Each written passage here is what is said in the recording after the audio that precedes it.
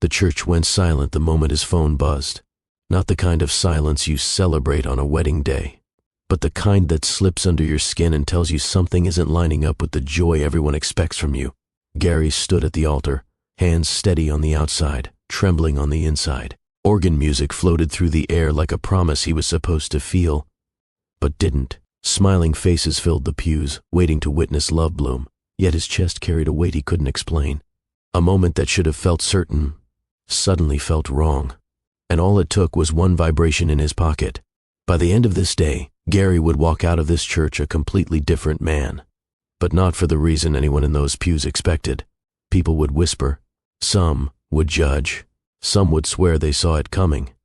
But the truth was already pulsing against his leg in the form of one unanswered call, a call carrying a past he never settled, and a choice he never thought he'd face again.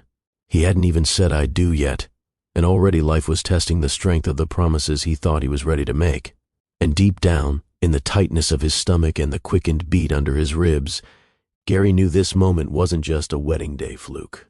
It was a fault line, a crack waiting to widen, the kind of moment where your heart whispers, quietly but clearly, "Be honest. Are you about to marry for love or for the version of life you think people expect from you?" For a moment, Gary didn't move, didn't breathe, didn't blink. He just stared at the name glowing on his screen. Angela.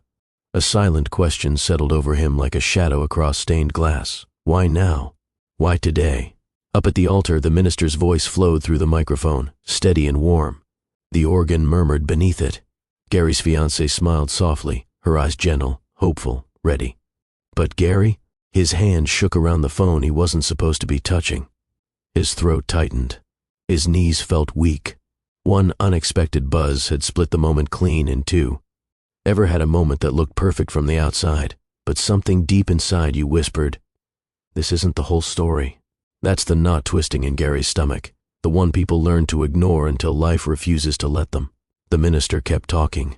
The guests kept smiling. The world kept moving.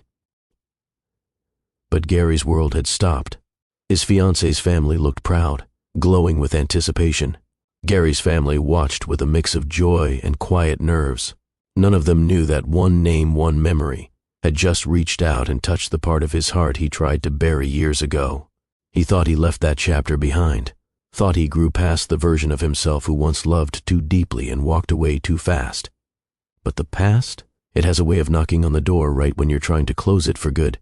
Gary takes a single step back from the altar, heart thudding so hard it almost drowns out the music.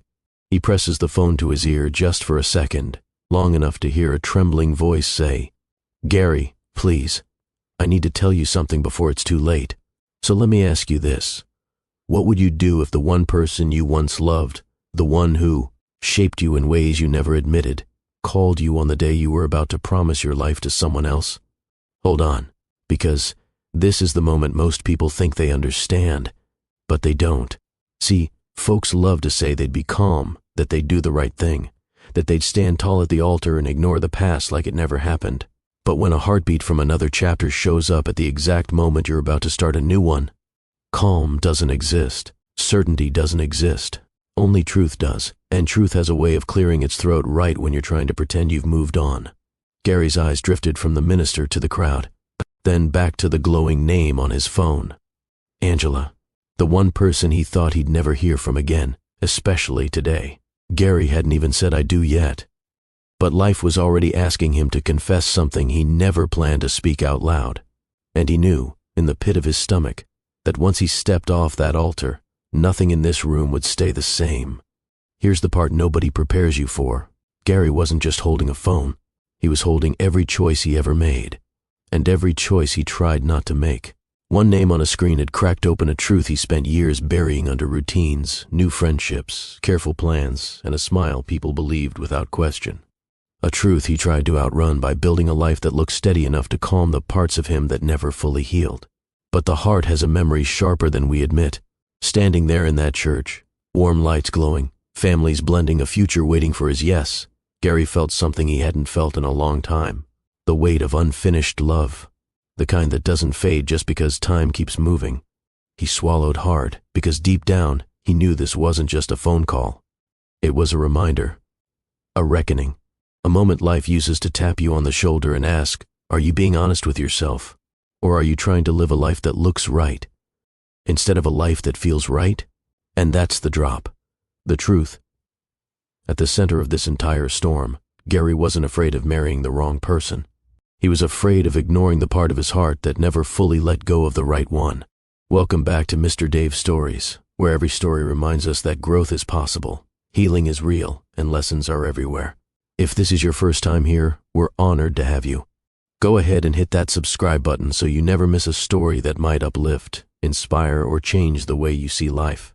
And, while you're here, if this moment at the altar already has your heart leaning in, tap that like button so YouTube knows stories like this still matter. The magnolias were the first thing Gary noticed that afternoon. Bright, soft, sweet-scented magnolias lined the aisle from the double church doors all the way to the altar, their fragrance drifting through the air like a quiet reminder that somebody had spent real time making this moment beautiful. Candles flickered gently along the edges of the pews. Gospel-leaning organ chords moved through the room in slow waves, steady enough to soothe nerves but warm enough to let joy breathe. It should have felt like the perfect day. People filled the Philadelphia church in their best clothes, bright dresses, pressed suits, polished shoes. The kind of gathering where aunties carried fans in their purses just in case emotions ran too high, and uncles adjusted their ties every 5 minutes even though nobody asked them to. Gary's fiancée's family, a tight, joyful black family that embraced him from the moment he met them, filled the left side of the church. They talked in soft hums, chuckled between hymns, and smiled toward the altar as if they already saw a future unfolding. On the right side sat Gary's own family, mostly white, mostly quiet. His mother clutched a lace handkerchief. His grandfather, a man who rarely showed emotion, blinked tears away with a pride that sat heavy in his chest. His siblings leaned in now and then, whispering to each other about the beauty of the ceremony. Everything about the moment looked right. So why didn't it feel right? Gary stood at the altar in a crisp suit that fit him better than anything else he owned. His hands were steady at his sides, but his palms had been sweating since the moment he stepped out of the groom's room. He kept shifting his weight from one foot to the other, quietly trying to slow his breathing as he watched guests settle in. His fiancée stood at the opposite end of the aisle, radiant in soft white, surrounded by her bridesmaids. She smiled at him, the kind of smile he'd always admired for being peaceful, kind, and sure. She deserved certainty. She deserved love without hesitation. She deserved a man who wasn't standing under the church lights fighting a knot he couldn't explain. Isn't it strange how you can walk into a moment that looks perfect and still feel something tugging at you from the inside? As if your heart knows something your mouth isn't brave enough to say. Gary swallowed hard. He wasn't unhappy. He wasn't confused about who he was marrying. He wasn't second-guessing her, but something felt off, like a note slightly out of tune, like a door left cracked open, like life had been saving a quiet truth for this exact moment. The minister stepped forward, clearing his throat gently as the organ softened to a low hum. Guests leaned in. Bridesmaids straightened their dresses. Groomsmen lifted their chins. This was the moment when everything was supposed to fall into place. Gary's heart didn't follow the script. He tried to breathe in the scent of magnolias, hoping it would calm him, hoping it would remind him that joy was allowed to happen to him, that peace was allowed to belong to him, that new beginnings didn't have to compete with old memories. But as the minister opened his book, Gary felt a faint shaking in his chest, a restlessness he thought he'd outgrown, a pulse of emotion he couldn't name.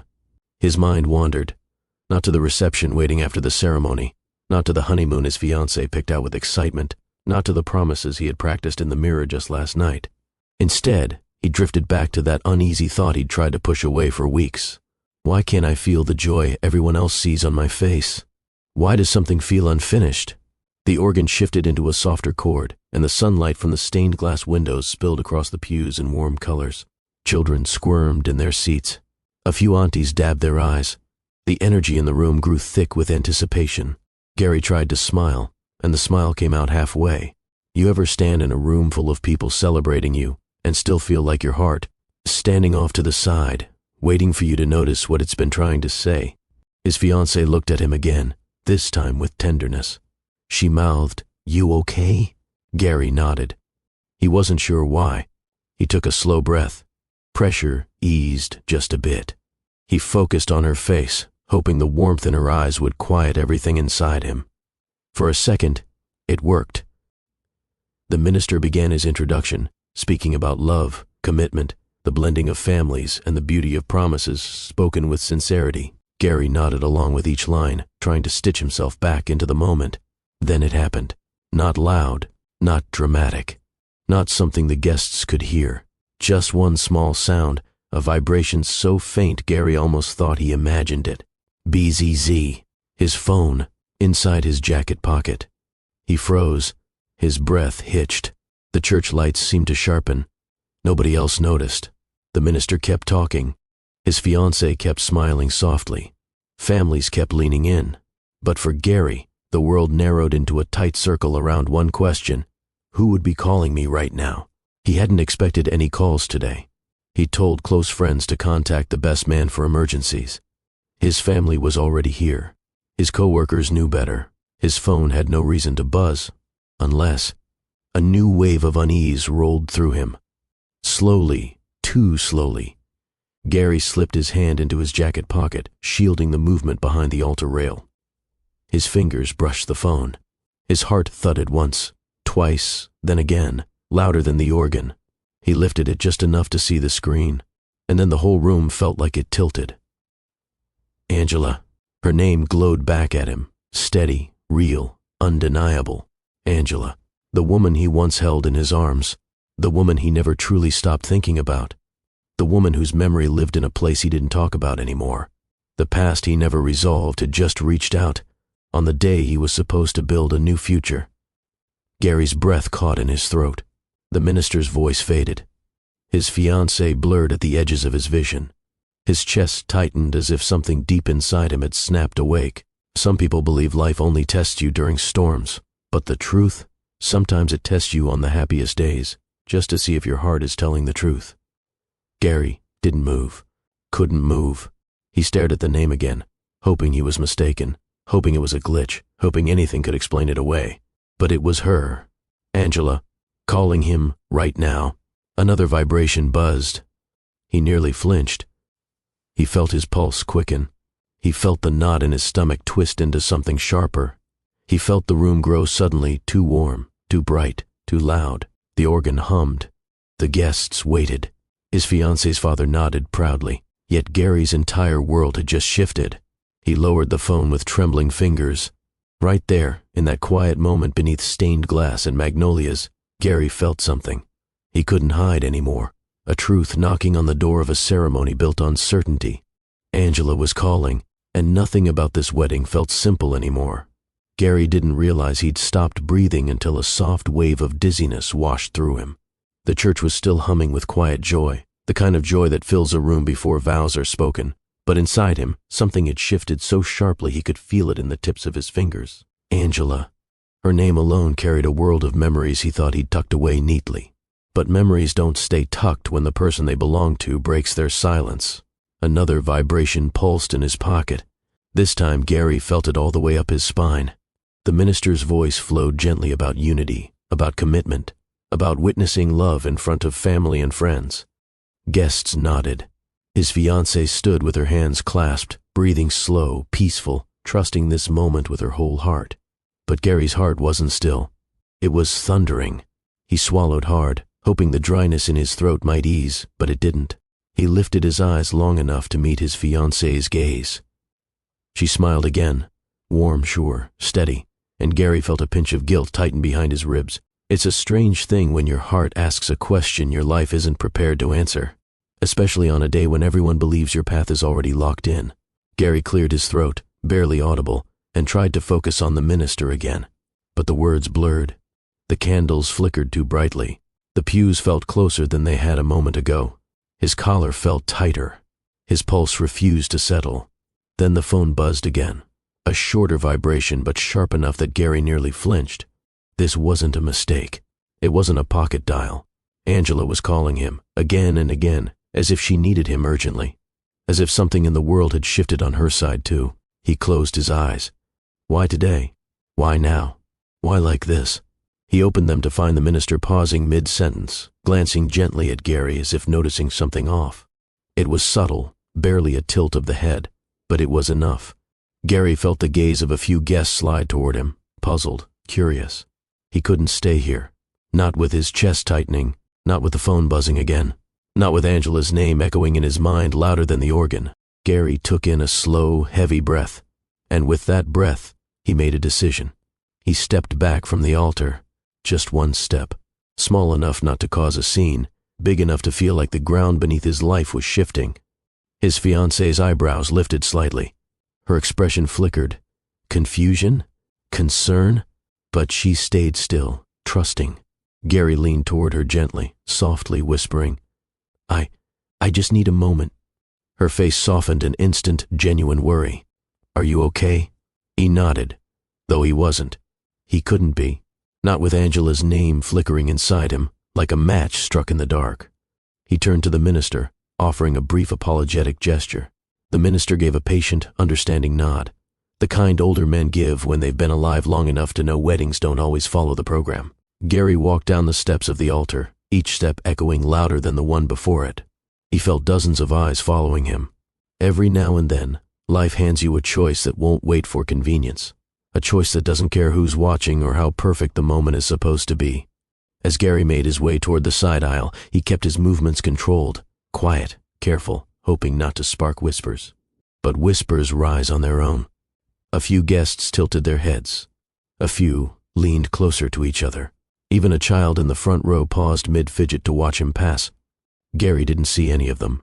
His world was narrowing again, this time toward the double doors at the far end of the church, where sunlight spilled through the glass like an invitation he didn't ask for. His phone buzzed once more. He didn't need to check the screen. He already knew who it was. He pushed through the first door, feeling a soft rush of cooler air brush against his face.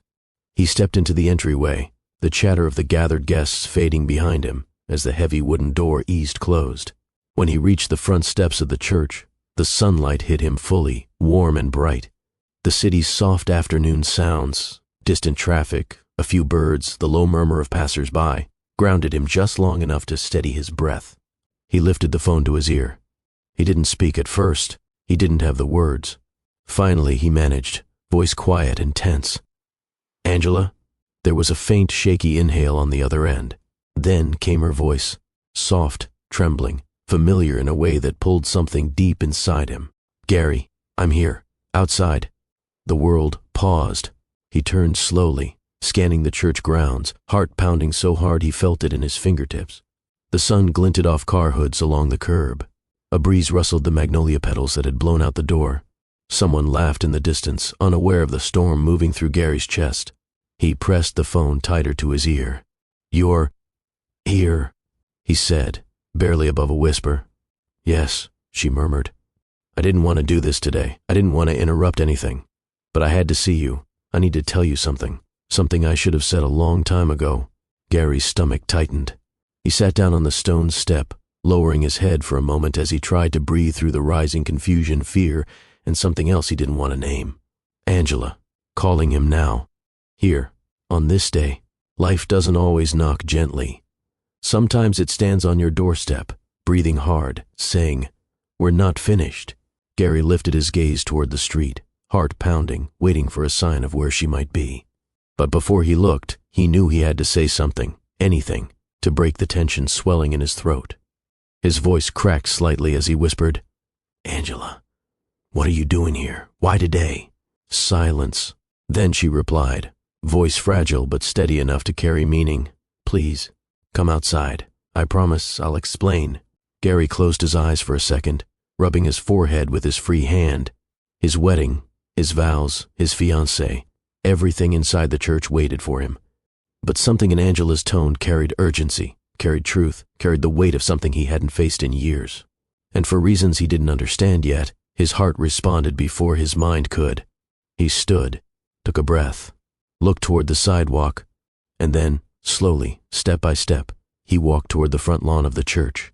You can run from old chapters for as long as you want, but sooner or later, the story circles back to the page you never finished. As Gary moved down the walkway, he didn't see the guests through the church windows peering out with confused expressions. He didn't see the minister step aside, whispering quietly to a groomsman.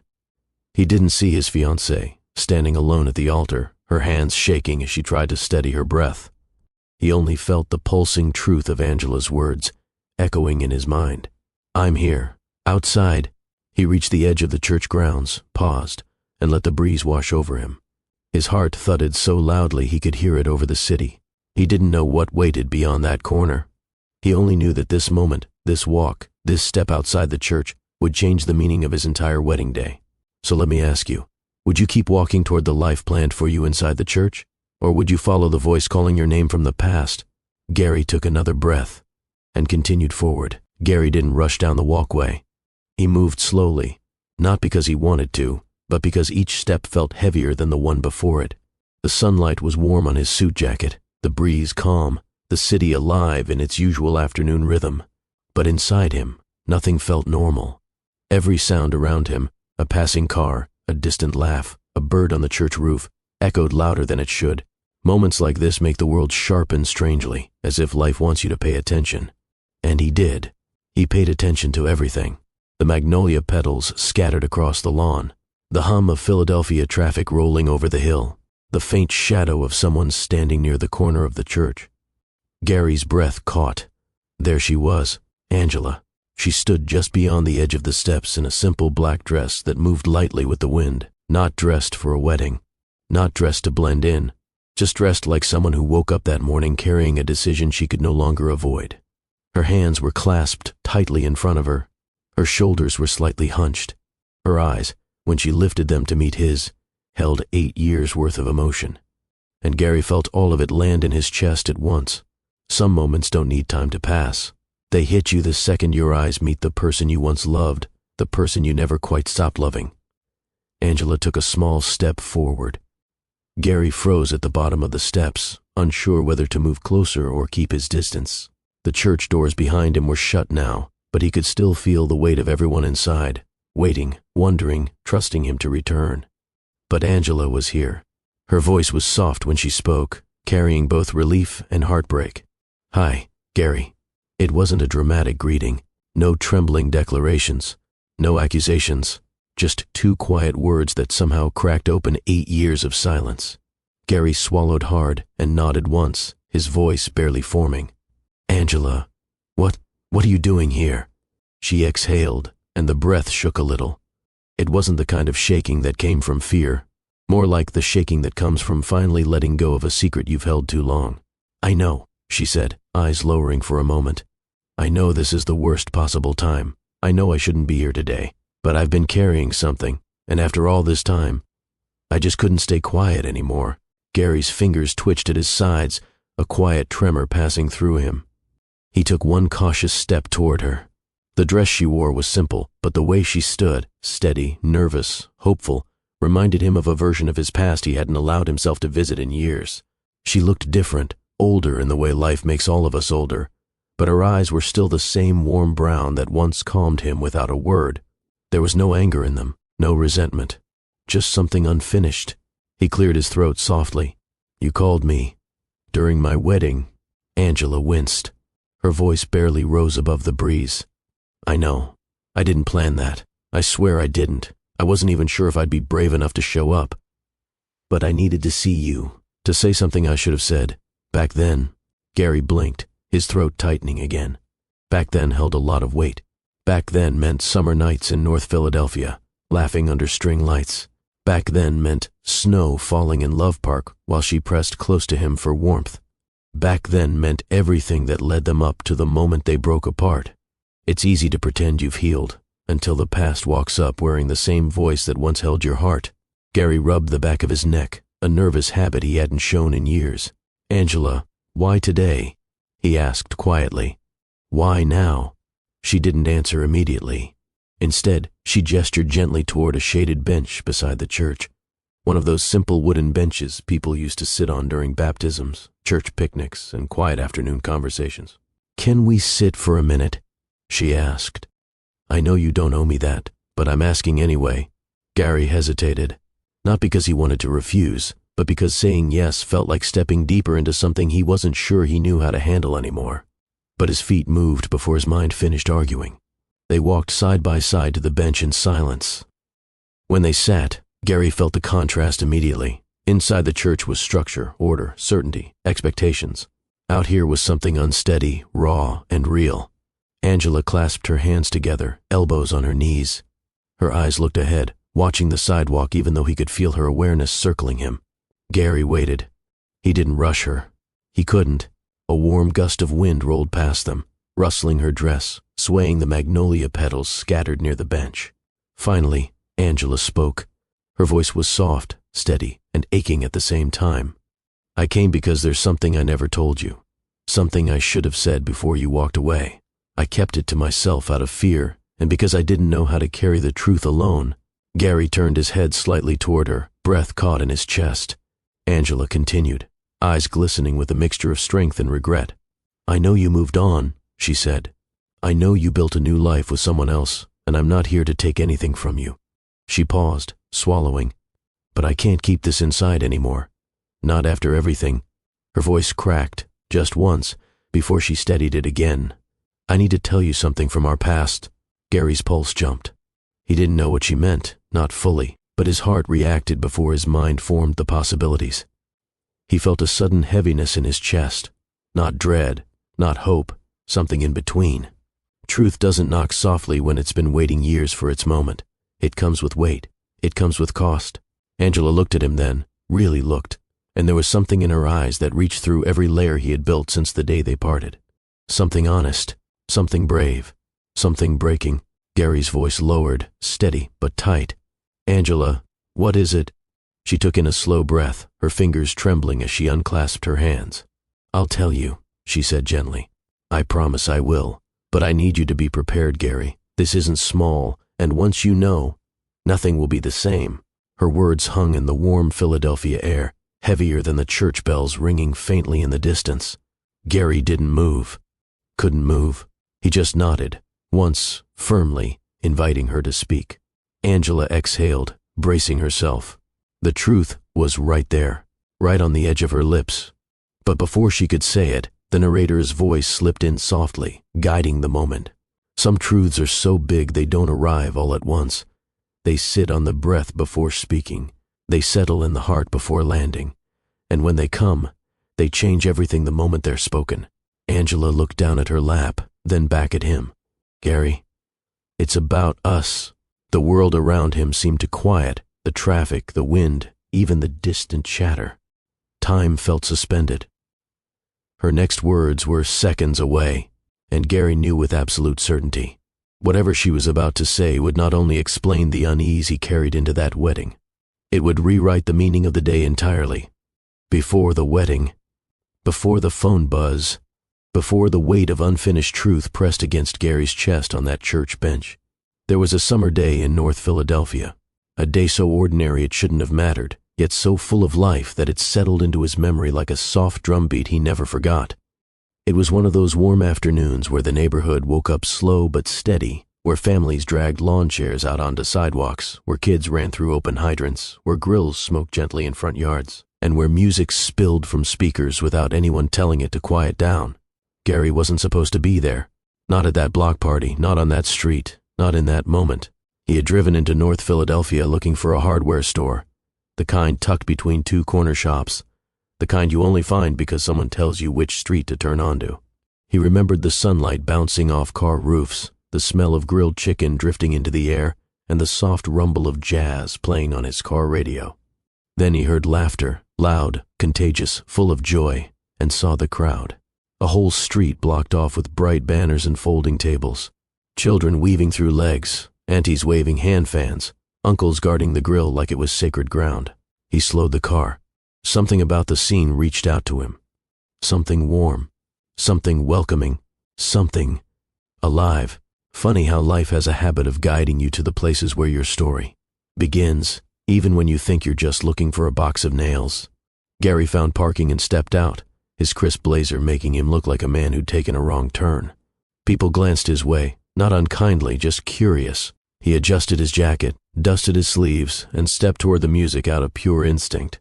That was when he saw her, Angela, standing behind a folding table covered with bright cloth, ladling lemonade into paper cups for a group of kids. Her dress, an African print pattern full of oranges, reds, and deep blues, moved gently in the wind. Her hair framed her face in soft curls, and her eyes sparkled with the kind of warmth that didn't ask for permission to shine. She wasn't doing anything dramatic, just laughing as one of the kids bumped the lemonade pitcher, causing a splash across the table.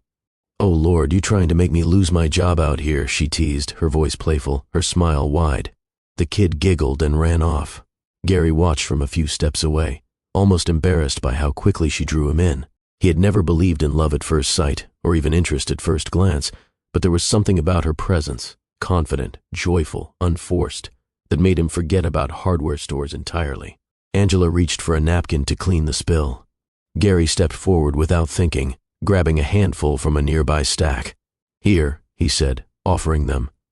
She looked up, and that was it. Something shifted. Her eyes met his, curious, amused, warm. She took the napkins and offered a smile that felt like sunlight brushing his cheek. "Thank you," she said. "Didn't expect a rescue mission from someone dressed like he's heading to a board meeting." He laughed, rubbing the back of his neck, the same nervous habit he still had years later. "I wasn't planning to stop. I just heard the music, and the food, and the kids laughing. Thought I'd check it out." "Mm-hmm," she teased. "So, you heard us, and decided we were worth investigating?" He gave a soft shrug. "Something like that." A nearby speaker switched songs, replacing upbeat gospel with a smooth R&B rhythm. People around them bobbed their heads, older couples swayed side to side, and a teenager practiced dance steps in the street. Angela poured him a lemonade without asking.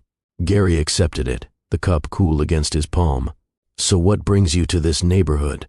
she asked, leaning her hip against the table. He chuckled. "Looking for a hardware store. Ended up at a block party instead." "That's how Philly works," she said with a grin. "You come for nails and leave with a plate of barbecue and somebody's aunt wanting to adopt you." He laughed, and something in his chest loosened, the same thing that tightened at the altar years later without him knowing why. A soft breeze passed between them. Angela introduced him to a nearby table of church volunteers, aunties who sized him up with playful suspicion, uncles who nodded and offered him a seat if he wanted to talk real Philly food, and a few teens who teased him gently about his blazer being too hot for this kind of weather. And through it all, Angela stood beside him, explaining things, joking with him, nudging him with her shoulder once or twice when he said something funny or unintentionally awkward. But the moment Gary knew he was in trouble, the moment he felt that quiet shift inside him, happened later, when someone dimmed the music and a group of neighborhood musicians carried out small instruments to set up under a string of lights that stretched across the street. As the sun dipped, the block glowed. Warm lights flickered overhead. Neighbors gathered closer. Someone passed out plates of food. Kids sat on stoops. And the band began to play. Soft soul, full of heart, full of the kind of melody that makes people sway even if they don't know the song. Angela looked at him, one eyebrow raised. "You dance?" she asked. Gary chuckled. "Badly." "That's fine," she said, stepping closer. "I can guide you." He blinked. "Guide me? Like training wheels?" She laughed, a full, warm laugh that somehow made the air lighter. "Something like that," she said. She held out her hand. And Gary, a man usually cautious, measured, controlled, took it without hesitation. The first few steps were clumsy. He stepped on her toe once. She bumped into his shoulder twice. They laughed through every mistake, their movements awkward and sweet at the same time. But after a minute, something happened. They found a rhythm. Not perfect, not fancy, just theirs. He felt her fingers tighten around his. He felt her breath when she laughed. He felt the softness of her forehead when she leaned in just slightly. Not a kiss, not an invitation, just closeness. Some people don't enter your life with fireworks. They arrive softly, like a note in a song you didn't know you needed. When the music slowed, Gary did something unexpected. He leaned down, not bold, not forward, just gentle, and kissed her forehead. Angela stilled. Not startled, not uncomfortable, just stilled, as if that simple gesture touched something tender inside her. When she pulled back, her smile wasn't playful anymore. It was warm, sincere, quiet. "You know," she said softly, "you never told me your name." He blinked, realizing he hadn't. "Gary," he said. "Angela," she replied. "I know," he said with a small grin. "Someone called you earlier." Loudly. She rolled her eyes, laughing. "My aunt. She thinks shouting makes things faster." They talked until the streetlights flickered on and the sun fell behind the brick buildings.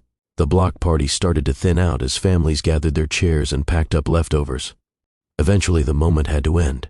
Angela stood beside him at the edge of the street, gently brushing a stray curl behind her ear. "This was nice," she said. "It was," he replied, feeling the truth of it.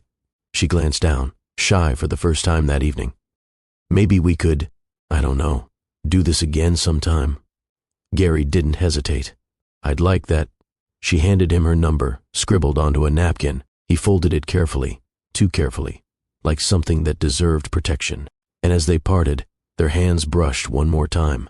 Some moments you walk away from without realizing they changed you.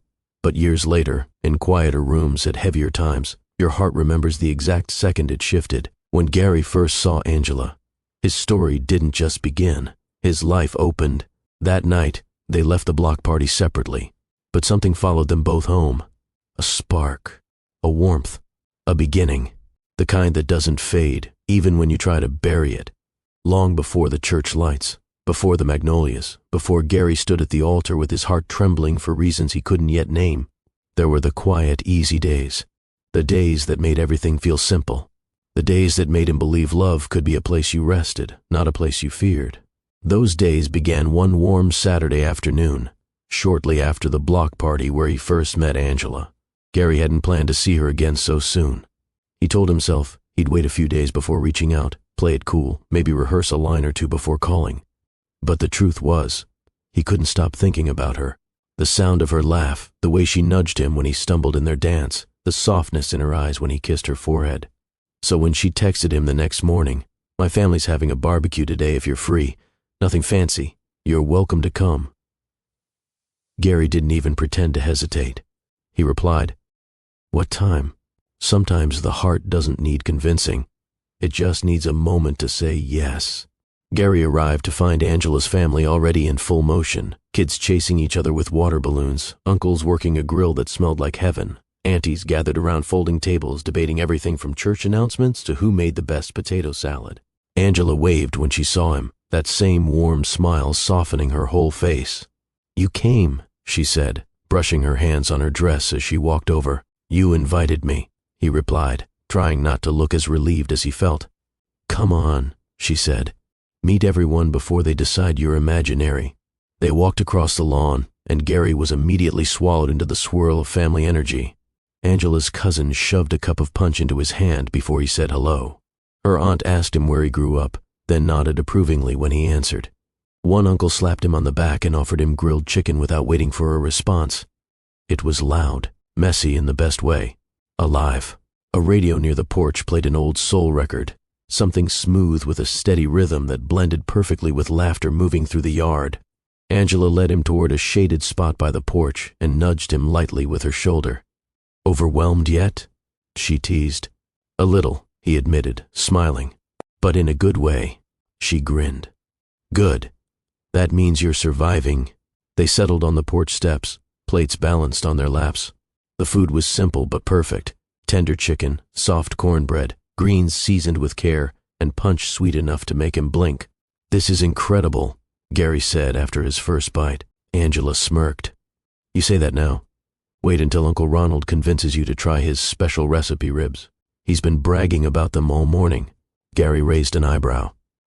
"Special how?" "No one knows," she whispered dramatically. "Some say it's the sauce. Others say he just makes everyone wait so long that they taste better out of pure hunger."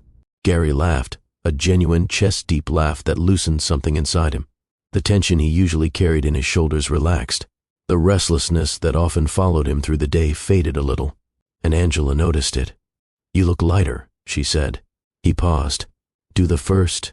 She nodded. "Yeah. You look like you finally took a deep breath." Gary studied her for a moment, the curve of her smile, the calm in her eyes. "It's easy to breathe around you," he said softly. Angela blinked, caught off guard, but she didn't pull away. She just let the words settle. Hours passed in that backyard. They talked on the porch about childhood stories, favorite songs, places they wanted to visit. Gary learned Angela volunteered at her church's youth program, that she loved old gospel records, and that she collected vintage mugs for no particular reason. Angela learned that Gary read legal thrillers for fun, that his grandfather taught him how to fix old radios, and that he struggled with resting because he'd spent too much of his life trying to prove himself. "Prove yourself to who?" she asked gently. Gary took a long sip of punch before answering. "Everyone," he admitted. "My family, my mentors, myself." Angela nodded slowly, understanding more than she let on. "Well," she said softly, "you don't have to prove anything here." He didn't respond, but something about the moment pressed itself into the memory he'd carry even years later. As the afternoon stretched on, the sun dipped lower, bathing the yard in warm gold. Kids ran through a sprinkler, shrieking happily. Older couples swayed gently to the music. The grill smoked contentedly. Angela dipped her fingers into a bowl of punch, flicking a drop toward Gary. "Really?" he said, laughing. She smirked. "You look like you needed cooling off." "Oh, it's like that?" he said, pretending to roll up his sleeves. She squealed and darted down the porch, and Gary chased her, not fast, not trying to catch her immediately, but with that playful care you use when you don't want the moment to end. When he finally reached her, he gently tapped her shoulder. "Tag." "Tag," she agreed, breathless, cheeks flushed. They stood there, catching their breath, smiling like two people who had stumbled into a joy they weren't expecting. Some days don't try to impress you. They just settle into your heart and stay there. Months later, winter arrived. One afternoon, Angela convinced Gary to meet her in Love Park after work. Snow was falling, not heavy, just enough to dust a city in white. Families gathered near the skating rink. Kids clutched warm cups, and the iconic love sculpture stood bright against the gray sky. Gary found her near a cart selling hot chocolate and cheesesteaks, her cheeks pink from the cold, hands tucked into her coat sleeves. "You're late," she said, though the smile gave her away. "You say that every time," Gary replied, brushing snow from his shoulders. "Well, maybe I'm early," she said. He shook his head, laughing. "No, you definitely like to be the on-time one. And you like to be the dramatic arrival," she countered. They bought 2 hot chocolates and shared a cheesesteak from the cart, Angela insisting she show him the proper fold. "You're eating it wrong," she said, adjusting his hands. "How is there a wrong way?" He protested. "There just is," she insisted. "Trust me, I know cheesesteaks." He let her guide him, laughing as she wiped a smudge from his lip with her gloved thumb. Snow gathered on the edges of her scarf. Gary reached out and pulled the scarf gently around her, adjusting it so it covered her neck. "Better?" he asked.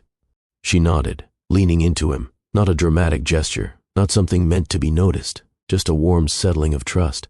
They walked arm in arm through the park, sipping cocoa, letting the snow land softly in their hair. Each step felt easy. Each glance felt familiar. Love Park held a quiet magic that night, the kind of magic that wraps around you slowly and lets you believe, even briefly, that life might stay gentle. Angela rested her cheek against his shoulder. Gary pressed a soft kiss to the top of her head. Nothing dramatic, nothing bold, just 2 people holding warmth in the cold. Peace comes in many forms. Sometimes it's a scarf wrapped around you in the cold. They stayed until the sky turned dark and the city lights flickered awake. And when they finally walked to Angela's car, they lingered at the door, longer than necessary. "Gary," she said softly, fingers brushing his sleeve, whatever we're building, it feels real." "It does," he replied. She looked up at him, searching his face for something she couldn't name yet, something she hoped he felt too. And for a while, he did. For a while, everything felt like home. Before the church, before the buzzing phone, before Gary stood trembling between 2 futures he wasn't ready to face. There was the night everything fell apart. It happened quietly, not with yelling, not with slammed doors, not with dramatic blame. It happened the way storms sometimes begin, with a shift in the air so subtle you don't notice until the first raindrop hits your skin. This storm began in Angela's small apartment on a rainy Tuesday evening. Gary remembered the sound first, steady raindrops against the window pane, tapping like fingertips trying to get in. The city lights blurred behind streaks of water. The room was dim, lit only by a warm lamp on the side table and the soft glow from the street. Angela sat curled on the couch, a mug of tea resting between her palms. She looked tired, though she tried to hide it. Her shoulders slumped a bit more than usual.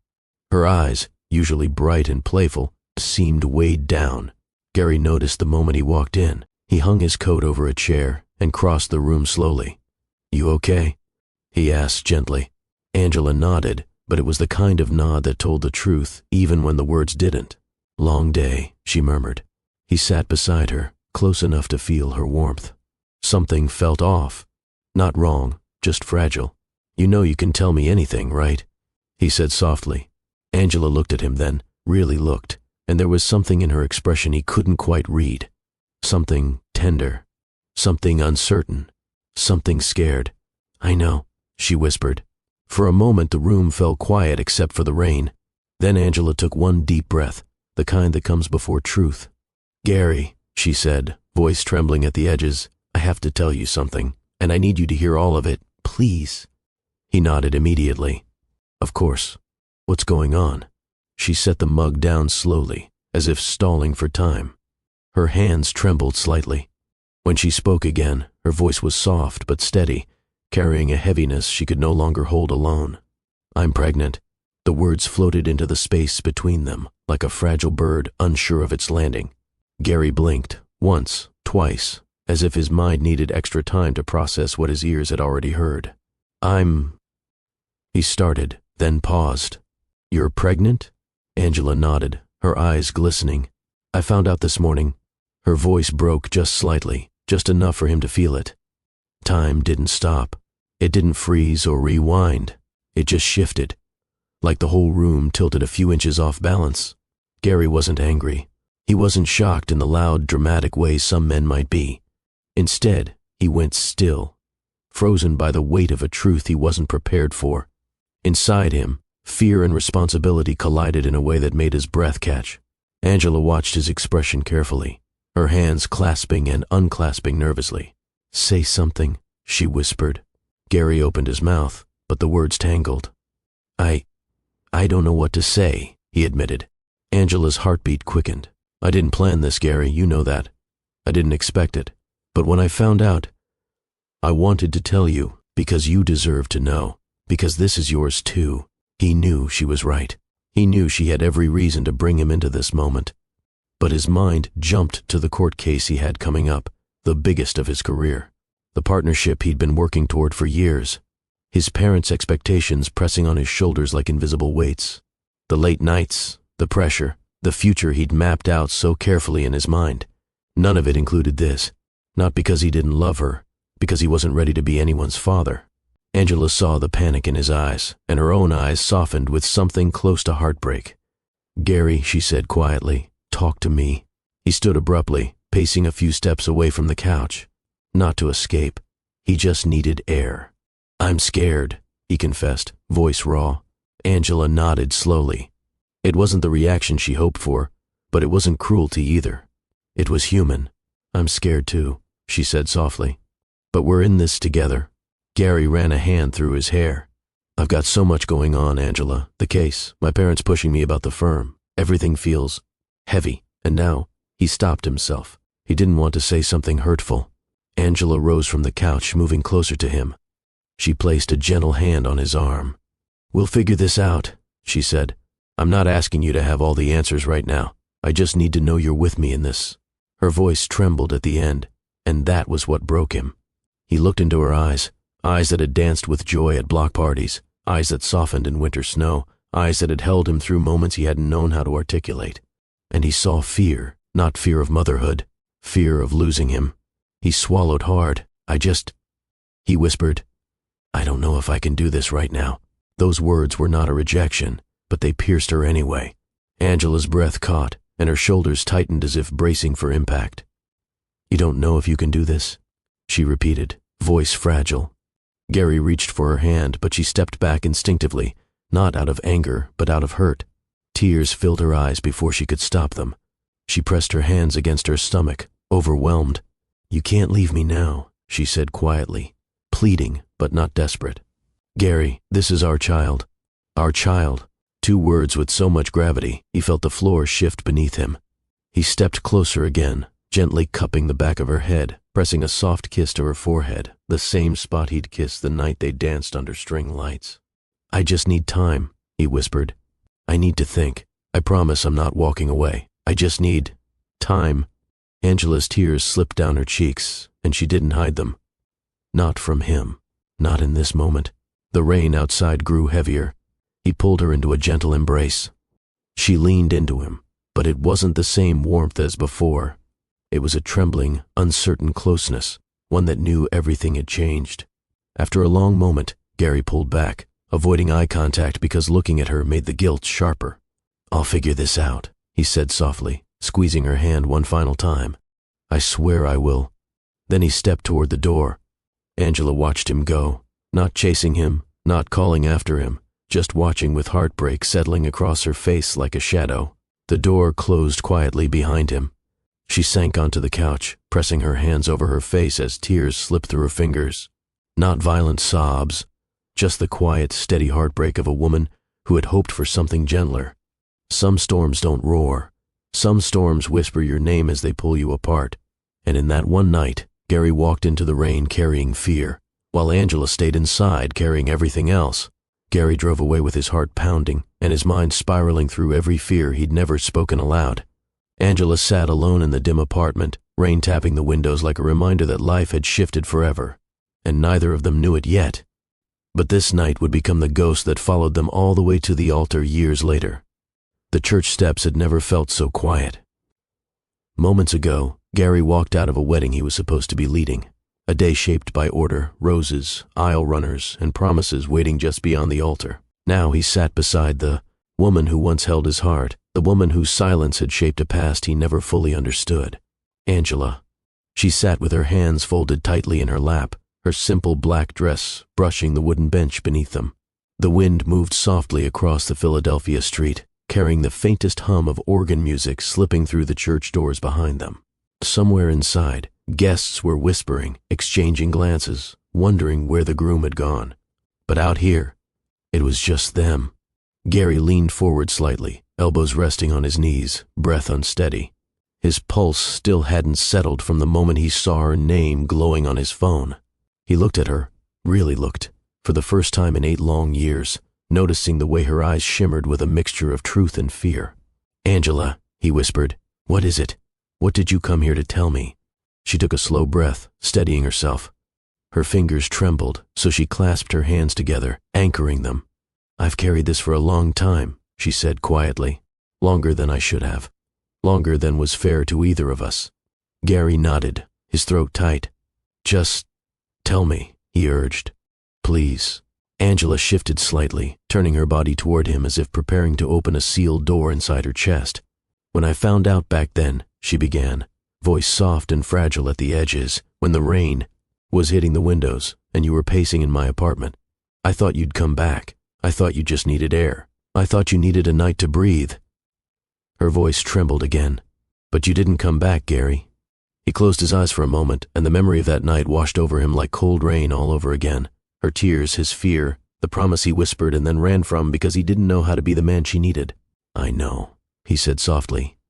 "I know I broke something that night." Angela looked down at her hands. "You didn't just break something. You left me with something. Something that changed my whole life in ways I wasn't prepared for."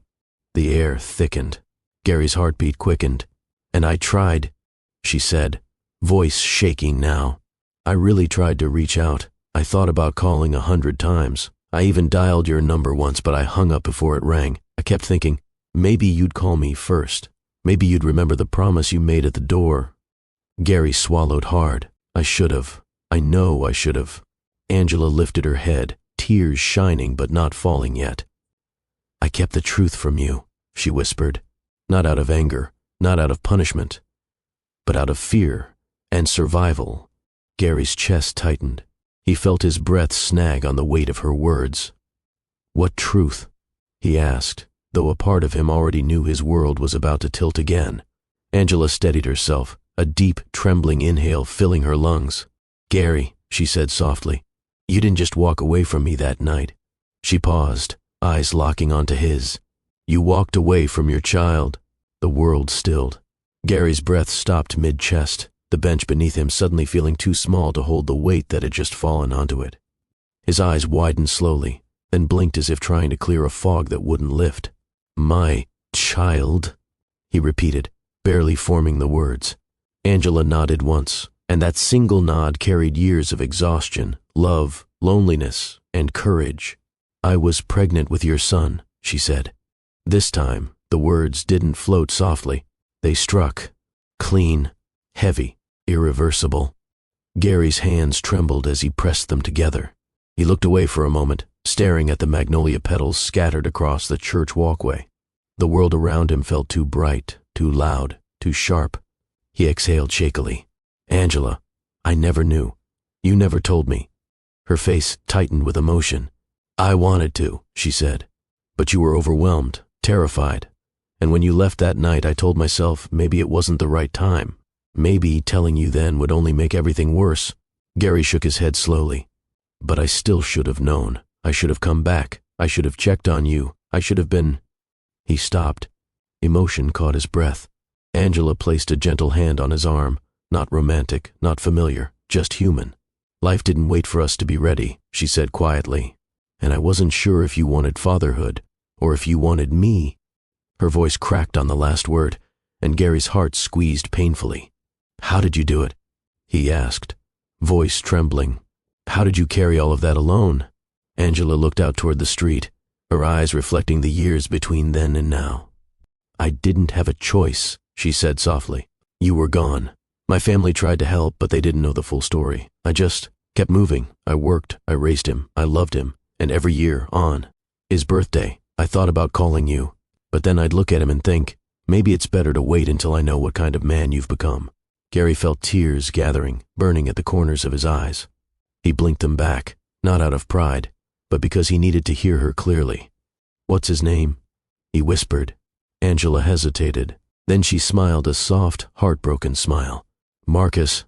Gary inhaled sharply at the sound, a name that suddenly felt like it had always belonged somewhere in his life, waiting for this moment to be spoken aloud. Angela watched the realization settle into him, watched the shock turn slowly into heartbreak. I didn't come today to ruin your wedding, she continued. I didn't come to pull you away from anything. I came because I couldn't let another day pass without telling you. You deserve to know who you are. Gary pressed a hand to his forehead, overwhelmed. I'm a father, he whispered. All this time, I was a father. Angela nodded, eyes shining. And Marcus deserves to know who you are too. Silence fell between them, not empty, not cold, just full of the years they lost, full of the truth finally spoken, full of the weight Gary never knew he was meant to carry. Life doesn't always wait for the perfect moment to hand you the truth. Sometimes it arrives right when everything else is balancing on a fragile edge, asking you to choose who you'll be from this moment forward. Gary looked at Angela again, tears finally slipping down his cheek. I'm so sorry, he whispered, for not being there, for not knowing, for all of it. Angela's expression softened with something that wasn't resentment. It was relief, sorrow, healing, and exhaustion all braided together. I'm not asking for an apology, she said. I just needed you to finally hear the truth. Gary nodded slowly, wiping his face. What happens now? He asked, voice breaking. Angela exhaled, a breath 8 years long. That depends on you, she whispered. But for the first time, you finally know. The wind moved softly again, lifting the edge of her dress, carrying the faint sound of a hymn from inside the church. Everything around them felt paused, as if the world itself was waiting to see what Gary would become in the moments after hearing the truth. The truth had already cracked the day apart. But what Angela said next, what she showed next, that was the moment everything inside Gary shifted so sharply, it almost took his breath away. They sat in silence for a long moment after Angela revealed the name, Marcus. The sound of it still echoed through him, settling into places he didn't know were empty until they suddenly filled. Nearby traffic rolled gently down the Philadelphia street, a soft reminder that life continued moving even when a single truth stopped the world for someone else. Gary rubbed his palms together, grounding himself. He felt stunned, raw, afraid, and strangely relieved all at once, relieved to finally know the ache he'd carried for years hadn't been imaginary. It had a shape now, a truth, a child. His child. Angela sat quietly beside him, not pushing, not rushing, just letting him breathe through the storm his heart was wrestling with. Finally, she reached into her bag. Gary, she said softly, there's something else I want you to see. His breath caught. He straightened, turning toward her. Angela hesitated for half a second, a moment full of maternal instinct, of protection, of the years she held this truth alone, then pulled out a small, slightly worn envelope. She held it gently, almost reverently. This is Marcus. She didn't hand it over immediately. She looked at the envelope first, thumb brushing the edge as if steadying herself. Then she placed it in Gary's hands. His fingers trembled, not from fear, but from something deeper, something that felt like stepping into a room he'd never known existed but somehow belonged in. He slid the photograph from the envelope, and the world quieted. It was a simple picture. A little boy, maybe 7 or 8, standing in a small park. He had a shy smile, his hands tucked into the pockets of a puffy jacket, and his curls framed his forehead just slightly unevenly. But it was the eyes. Gary froze. Those eyes, warm brown with a subtle tilt at the edges. His mother used to say he'd inherited that exact shape. The boy's chin, his nose, even the angle of his stance, all of it, unmistakably his. Gary's chest tightened, his heartbeat thudding unevenly as the truth hit harder than any spoken word could have. He wasn't looking at a stranger. He was looking at his son. Some truths live quietly until the moment you see them, and in that single moment, the heart knows. Even before the mind catches up. Gary swallowed hard, the back of his throat burning. He lifted the photo closer, staring at the details. The slight dimple in the left cheek, the uneven zipper on the jacket, the bright background of autumn leaves. His hands shook. This time, he didn't try to hide it. He looks like me, Gary whispered, voice barely there. Angela nodded, and her eyes softened with a fragile tenderness. Every day, she said, especially when he smiles. Gary's breath stuttered, and the first tear slipped down his cheek before he could stop it. He wiped it quickly, almost embarrassed, but Angela gently shook her head. You don't have to hide that, she said quietly. Not today. He let out a shaky exhale and looked at the photograph again, really looked, the way fathers do when they're memorizing the face of someone they should have known for years. What is he like? Gary asked, voice trembling. Is he happy? Does he? His words tangled. Angela placed her hand lightly over his, grounding him. He's a good kid, she said. Quiet at first, but so loving when he lets you in. He likes puzzles, loves drawing. He hums when he's thinking, and he asks a lot of questions. She smiled softly. Questions that sometimes I can't answer. Gary blinked, emotion swelling painfully in his chest. He hums? He asked. Yeah, she said. Does it without realizing. Drives me crazy and warms my heart at the same time. Gary pressed his lips together, trying to steady himself. I hum, he whispered, when I'm nervous, when I'm thinking. My grandfather used to say it helped me focus. Angela nodded gently. I know, I remember. He closed his eyes, overwhelmed. A lifetime of memories, the dance under string lights, the winter evenings in Love Park, the block party laughter, all collided with the image of the little boy smiling back at him. A boy he had never known, a boy he should have known. Angela watched him carefully, her face a mixture of relief, sadness, and something like compassion. Why didn't you tell me earlier? Gary finally asked, voice cracking with hurt but no anger. Angela's expression softened with the pain of her own. You left that night, she said quietly, not angrily, but scared. And I was scared too. I wanted to give you time. I thought you'd come back when your mind settled. Gary winced. And when you didn't, she continued, I didn't want to force you into something you weren't ready for. I didn't want you coming back out of guilt, or pressure, or obligation. She swallowed, steadying her voice. I wanted you to come because you wanted to be part of his life. He looked at her, heartbreaking.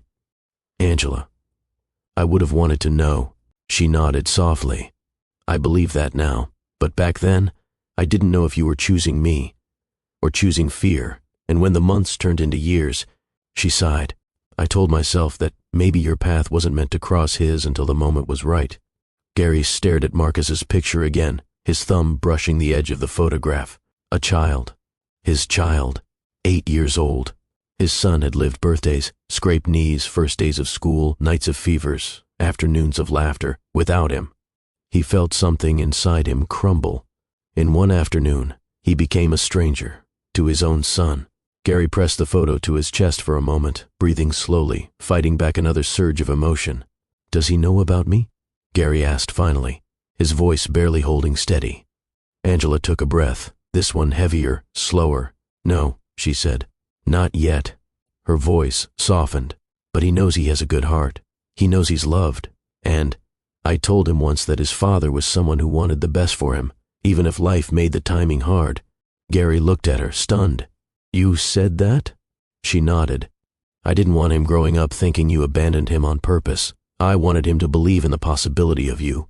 He closed his eyes again, tears slipping freely now. "Angela, I'm sorry," he whispered. "For all of it. For the years. For not knowing. For not being there when you needed me. For not being there when he needed me." Angela blinked slowly, her own tears gathering. "You didn't know," she said. "I carried that alone. I made that choice, right or wrong." He shook his head gently. "But now I do know." Angela breathed deeply, her hands twisting slightly in her lap. "I didn't come to break your life apart," she said. "I came because Marcus is starting to ask questions I can't answer alone anymore. He deserves honesty, and so do you." Gary's gaze drifted back to the photo, to the shy smile, the familiar eyes, the posture that mirrored his own childhood pictures. "I want to meet him," Gary said suddenly, the words coming out before he could second-guess them. Angela held his gaze, searching it, not for impulse, but for sincerity. "You will," she said softly. "But today isn't that day. Not with everything happening in that church." They both turned slightly toward the closed doors, where muffled voices drifted faintly. The wedding he was supposed to be in. The vows he was supposed to recite. The woman waiting for him inside. Angela spoke again, voice gentle but steady. "I just needed you to finally know the truth. What you choose from here, that's your path to walk. But now the truth isn't mine alone anymore." Gary slowly nodded, the photograph still held carefully in his hands, as if letting go might make the moment disappear. A father. He was a father. And he felt the weight of those words settle into him like a quiet dawn finally breaking across years of darkness he hadn't realized he was standing in. Gary didn't move at first. He sat there on the church bench, the photograph of Marcus resting gently in his hands, as if it were something fragile, something sacred, something he was afraid to hold too tightly and terrified to let go of. The world outside moved as normal, cars rolling past the corner, a faint murmur of voices from down the block, the distant echo of a basketball bouncing somewhere nearby. But inside Gary, inside him, nothing felt normal anymore. Angela watched him quietly. She didn't rush him, didn't pressure him, didn't try to fill the silence with explanations or apologies. She let the weight of the truth sit between them, not as punishment but as reality, a reality 8 years overdue. Gary finally inhaled, a shaky breath that felt like the first full breath he'd taken since stepping out of the church. "He looks so much like me," he murmured again, almost to himself. Angela nodded gently. "He does. The older he gets, the more people see it." A thin smile appeared on her lips, not joyful, not triumphant, just soft. Gary's thumb brushed over the glossy surface of the photo, tracing the outline of the small boy's face. His child. His son. A lump formed in his throat, thick and unmoving. "I missed everything," Gary whispered. Angela's expression changed, compassion wrapped in sorrow. She leaned back slightly on the bench, her hands folding in her lap. "You missed years, yes," she said softly. "But you didn't miss him." Gary looked up, confused. Angela continued, her voice warm but honest. "Marcus isn't a moment you missed. He's a person you can still meet. A person who deserves to know the truth. A person who still has so many years left to share with you, if you want that." Gary swallowed hard, emotion bubbling painfully behind his ribs. "I do want that," he said. "More than I know how to express right now." Angela nodded, a breath of relief slipping through her. "But you're overwhelmed," she said gently. "Anyone would be. You walked out of your own wedding to come talk to me. You went from vows to revelations in minutes. Your whole world just shifted. Sometimes people talk about heartbreak like it's one clean break, but truth is, some hearts break in layers and rebuild in them too." Gary leaned back against the bench, staring up at the sky. The clouds drifted slowly above them, warm gray against the fading afternoon light. "How did you do it?" he asked quietly. "How did you raise him alone all those years?" Angela's eyes softened with a kind of tired strength. "I didn't have a choice," she said, "but I loved him. And love gives you enough to take the next step, even when you don't know what the step after that will be." She paused, There were hard days, a lot of them. Nights I wished someone was there to help. Moments I wished you were there. Her voice cracked softly. And times I believed you would be, if life had unfolded differently. Gary's chest tightened painfully. I never wanted to leave you alone, Angela. I know, she whispered. You were scared, and I was scared, and sometimes fear pulls people apart even when love was trying to hold them together. They sat in silence for a moment, letting the truth settle. Gary closed his eyes briefly, memories flashing like scenes from a life he almost lived. The block party, her laughter, winter walks, the warmth of her scarf between his fingers. Then he thought of Marcus, a little boy who had his eyes, his quietness, his humming when he was thinking, and Gary felt something break open inside him, not in a painful way, but in a way that made everything raw and honest. I want to know him, Gary whispered. I want to know the sound of his laugh, his favorite things, the way he looks when he's sleepy. I want to know everything about him. Angela's eyes glistened. And one day, she said softly, you will, but slowly, Gary, gently. He doesn't know you exist, and I need time to prepare him for the idea that his father is real and wants to be part of his life. Gary nodded, understanding but aching. What does he call you? He asked quietly. Angela smiled faintly. Just Mom. He doesn't ask about a dad much. Sometimes he wonders why most of his friends have two parents and he doesn't. But I told him every family looks different, and some families come together in ways you don't expect. Gary breathed in slowly. Does he ever ask what his dad is like? Angela nodded. He asked once. I told him his father was someone who cared about people, someone who wanted to protect them, someone who just had a lot to figure out before he could be the person he needed to be. Gary's breath shuddered. You made me sound better than I was. Angela shook her head gently. I made you sound human. A heart can split and still find its pieces again. Just then, a faint vibration buzzed against Gary's side. He froze. Angela's eyes flickered down toward his jacket pocket. The phone buzzed again, insistent, trembling against the fabric. Gary swallowed hard. He already knew who it was.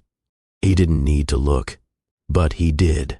Slowly, he slid the phone from his pocket, and the name on the screen glowed up at him, his fiancée. The woman he left standing at the altar minutes ago. The woman waiting inside that church.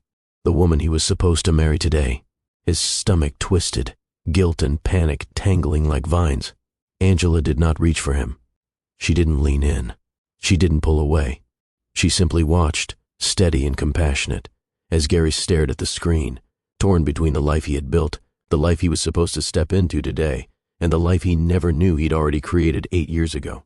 Gary, Angela said softly, her voice warm and painful at once. You should answer. He nodded, barely, but didn't press the screen yet. He felt suspended between two worlds, two families, two futures. Some decisions don't break the heart in halves. They split it clean into two. The phone buzzed again. Gary closed his eyes, bracing himself. He lifted the phone, and he answered. The phone vibrated again in Gary's hand, steady, insistent, almost trembling with the weight of everything he'd been avoiding for the last several minutes. The screen glowed with a name that had shaped the entire morning, a name connected to aisle runners, white roses, and a future he thought he understood when he woke up that day. His fiancée. He swallowed hard, feeling the lump in his throat tighten as he lifted the phone to his ear. Angela sat beside him on the bench, quiet but attentive, her face filled with empathy rather than expectation. Gary forced a breath and pressed the phone to the side of his face. Hello? He managed, though his voice sounded smaller than he intended. There was a moment of silence, the kind that breaks people open, and then a soft, shaky sound reached him. She was crying. Gary. Her voice cracked. Where are you? Are you okay? You just walked out. The pain in her voice wasn't sharp. It wasn't angry. It was the hurting kind. The quiet, disoriented hurt that comes from watching something sacred wobble without understanding why. Gary closed his eyes, guilt swelling. I'm outside, he said gently. I needed a moment to breathe. She sniffed, trying to calm herself. Everyone's worried. Your grandfather keeps asking if he should come find you. The minister stopped the music. People are whispering. He flinched. He imagined the inside of the church, the halting organ chords, the shifting feet, the confused faces, the nervous murmurs rolling through pews like a slow wave. He imagined her standing near the altar, bouquet trembling slightly in her hands. "I'm sorry," he whispered, voice strained but sincere. "I didn't mean to scare anyone. Something happened." "Something happened?" she echoed, her worry sharpening with uncertainty. "Gary, what could possibly be happening right now?" He opened his eyes and glanced sideways at Angela. She wasn't looking at him. She stared down at her fingers, giving him space, but the weight of her presence still held him steady. Gary swallowed hard. "This isn't something I can explain over the phone," he said softly. There was another silence, this one shorter, filled with her trying to steady her breath. "Gary, I need to tell you something too," she said. "It's important." His heart dropped. "Okay," he whispered. "I'm listening." She inhaled shakily, as if gathering courage. "I didn't want to say this today," she started. "Not like this. I wanted it to be a surprise, a happy moment, something we shared with our families when the timing felt right." His grip tightened on the phone. "Right," he said quietly, bracing himself. "Gary," she whispered, "I'm pregnant." The words hit him like a sudden gust of cold air. Sharp, disorienting, impossible to ignore. The bench beneath him seemed to shift. His breath caught halfway up his throat and refused to move. Pregnant. His fiancée was pregnant. For a second the world flipped strangely. Two truths clashing in the same afternoon. Two revelations reshaping the very ground beneath him. He leaned forward slightly, free hand pressed against his forehead as he tried to steady himself. Angela turned her head subtly, watching him with a softness that carried understanding but also regret that this moment was painful.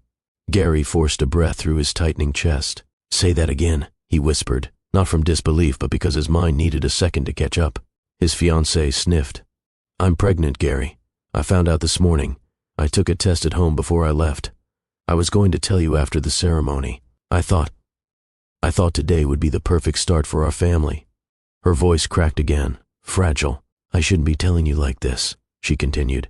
"Not with you gone, not with all these people staring at me, not with my hand shaking so much I can barely hold my bouquet. But I need you to know. You're going to be a father." His stomach twisted. Father. The word echoed, not once but twice, bouncing between the woman inside the church and the child outside of it whom he had never met. A child who already existed. A child who had his eyes. A child named Marcus who lived 8 years of life without him knowing. And now, another child, a second future, a second responsibility, a second life suddenly depending on him. Some people fear falling, but Gary, he feared choosing, because life, in one impossible afternoon, had placed two futures in front of him, each asking for the same man. Gary wiped his forehead, his breathing uneven. His fiancée's voice came again, small and trembling. "Gary, please say something. I'm standing here with a church full of people, and I don't know where you are. I don't know what's happening."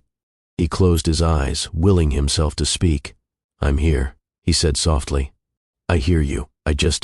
Everything is happening at once. Are you leaving me?" She whispered, her voice breaking entirely. "Are you not coming back? Did I do something wrong?" "No," Gary said quickly. "You didn't do anything wrong. Not one thing. I just need time to think." She choked on a quiet sob. "Time? Gary, we're supposed to be getting married right now." The truth of that crushed him. Inside that church, dozens of people waited. Inside that church, the woman he promised to commit to was standing alone, crying, carrying a child he didn't know she carried. He opened his eyes, staring straight ahead at nothing. "I'm coming back in," he whispered finally. "But I can't promise what will happen after that. I need to breathe before I take another step." She exhaled, shaky but grateful for even that sliver of assurance. "Please hurry," she whispered. "I'm scared, Gary." "I know," he said softly. "I'll be there soon." He lowered the phone slowly, letting his hand fall to his lap. The silence that followed wasn't empty. It was thick with choice, heavy with consequences, raw with realization. Angela watched him with gentle, steady eyes. "Are you okay?" she asked quietly. He laughed once, not out of humor, but disbelief at the impossible collision of truths. "No," he admitted. "I don't think I am." He looked at the church doors, then at Angela, then at the photograph still tucked safely between his fingers. "I'm going to be a father," he whispered. Angela's eyebrows lowered slightly, compassion deepening. "You already are," she said softly. He turned to her, pain and gratitude blending in his expression. "I don't know how to handle this," he said. "Two people, two lives, two children, two families waiting for me to be someone I don't even recognize right now." Angela didn't interrupt, didn't comfort him prematurely, didn't tell him what to feel. She simply allowed him to unravel honestly. When truth comes in waves, the heart doesn't break once, it breaks twice. And Gary, sitting between past and present, felt both fractures in the same breath. He stood up slowly, knees unsteady, breath uneven. Angela rose as well, standing beside him but not imposing on him. "Whatever you choose," she said quietly, "make sure it's honest. For Marcus, for her, and for yourself." Gary nodded, though he wasn't sure his legs could carry him back inside. He looked down at the photo again, the shy smile, the familiar eyes, then toward the church doors behind him. Two futures waited. One call had unlocked the first truth. Another call had delivered the second. And now, the steps he took next would alter not just his life, but the lives of everyone connected to him. He tucked the photo carefully into his jacket, steadied himself, and turned toward the doors. But before walking forward, he whispered, to no one in particular, maybe to himself, "I don't know how to do this." The wind moved softly around him, almost carrying Angela's earlier words back to him. "You'll figure it out." Gary took one slow step toward the church, one step toward whatever awaited him. Gary stood frozen on the stone walkway outside the church, the sound of his fiancée's quiet sob still echoing faintly in his ear. Even though he had already ended the call, the weight of her trembling voice clung to him like humidity after a summer storm. Angela stood a respectful distance away, her hands clasped, her gaze lowered, not out of shame, but out of understanding. A breeze rolled gently across the churchyard, stirring the magnolia petals scattered near the steps. It carried the faint scent of warm grass and something else, something heavy, like the moment right before a big choice is made. Some people fear falling. But Gary, he feared choosing, because choosing meant becoming someone new, and letting the old version of himself die a little. He lowered himself back onto the bench, burying his face in his palms. His elbows pressed into his knees, and for a moment he just breathed, shallow, stunned breaths that didn't feel like quite enough. Angela watched him, still silent. She didn't move closer. She didn't step away either. She understood that sometimes the greatest kindness is stillness, giving someone space while staying near enough that they don't feel alone. Gary pulled his hands from his face and stared ahead, not at the church, not at Angela, just forward, into nothing, as though trying to picture the shape of his future but seeing nothing but fog. "I had a plan," he murmured, his voice almost a whisper. "A whole life planned out, step by step, smooth, predictable." Angela's eyes softened. "I know. No, you don't," he said quietly, not in anger but in the fragile honesty of a man unraveling. "I thought today would be clean. I thought today would be simple. I thought I could just start over." He swallowed hard. "But now I have a child I never knew," he continued, voice cracking, "and a child on the way with someone waiting inside a church for me to marry her." Angela hesitated, then spoke gently. "Life doesn't wait for perfect timing, Gary. It never has." He laughed once, short, bitter, self-aware. "No, it really doesn't." The organ inside the church had stopped playing long ago, but he imagined the silence in there. He pictured the guests, leaning together in quiet confusion. He pictured his fiancée standing in the soft glow of stained glass windows, her bouquet trembling, her eyes shiny with tears she didn't want anyone to see. The thought hollowed him out. You can't stand at the center of two lives and expect neither to pull. And today, both futures tugged at Gary with equal force, one from inside the church and one from the woman standing beside him now. Angela took a small breath. "I didn't come here to break you," she said softly. "I came because keeping the truth from you any longer would have felt wrong." "I know that," Gary said quickly. "I don't blame you." He rubbed his temples with both hands, shaking slightly. "Marcus," he whispered. 8 years, 8 years of his life. I wasn't there." "You didn't know," Angela reminded him. "But I should have come back," he said. "I should have something, anything." Angela swallowed hard but didn't disagree. Some truths didn't need words. "And now," Gary continued, voice trembling, "there's a baby inside that church who didn't ask for any of this, and a woman who trusted me enough to start a life with me." His shoulders sagged, and for a moment he looked smaller, not weaker, but like someone finally letting the weight he carried land on him fully. Angela stepped a little closer, not reaching for him, just letting her presence steady the air. "Gary," she said quietly, "no matter what you decide today, don't decide from panic, decide from truth, because panic passes. But choices, they stay." He exhaled slowly, the kind of exhale that shakes through the whole body. "I'm scared," he said. The admission came out bare, honest, stripped of whatever shield he thought he had left. Angela nodded with gentle understanding. "You're human. Fear doesn't make you a bad man. What you do next, that's what defines you." He looked down at his hands, hands that were supposed to place a ring on a finger an hour ago, hands that had held a photograph of a boy with his eyes, hands that now shook as if unsure which future they belonged to. Sometimes the hardest moment of a person's life isn't when the truth arrives. It's when the truth demands an answer. Gary stared at the church doors again. He imagined walking back inside, standing next to his fiancée, whispering something she would never forget or forgive.